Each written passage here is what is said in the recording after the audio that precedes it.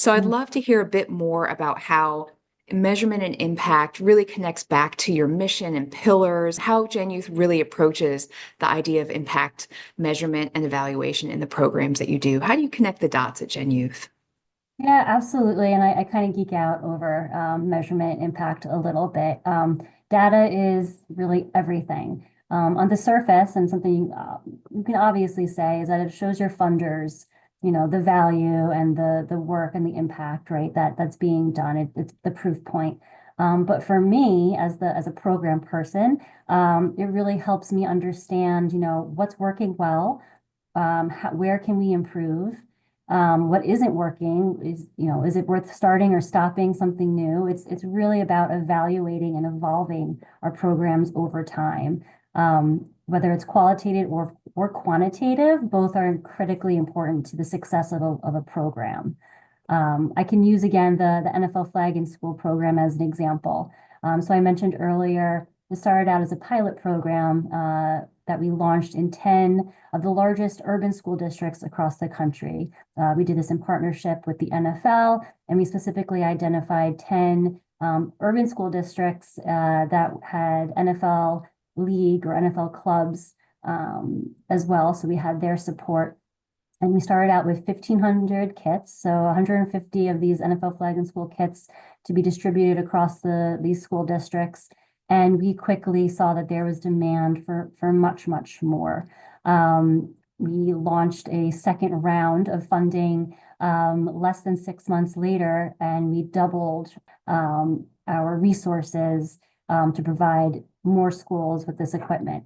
Fast forward 10 years later, or maybe a little more than 10 years now, it's a little over a decade. We are in about 40,000 school communities across the country and in 25% of schools nationwide. And we continue to grow. And the reason why that has been such a successful program and that we've been able to continue is because we hear what the educators tell us. They said, these footballs are too hard for our small hands. So we worked with a vendor to identify a softer football. We were told that, the curriculum could use X, Y, and Z enhancements. And so we worked with Shape America to achieve those enhancements and make sure that we were making the curriculum accessible for all students. Things like that. It just, you really need to know how your programs are being put into action to identify and understand, how they can continue and to make sure that we're strengthening and growing those programs. That's great. Thanks for sharing some of those amazing stats. And I love hearing about some of the inward focused impact that you can really achieve by looking at the data and measuring. Are there any other examples of sort of externally how GenYouth uses some of this data to impact in other areas?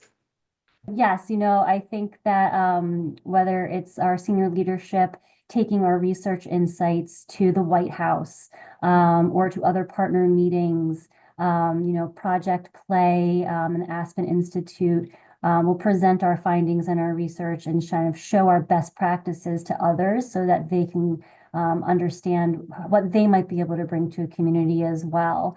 Those are some top instances or examples that come to mind for me.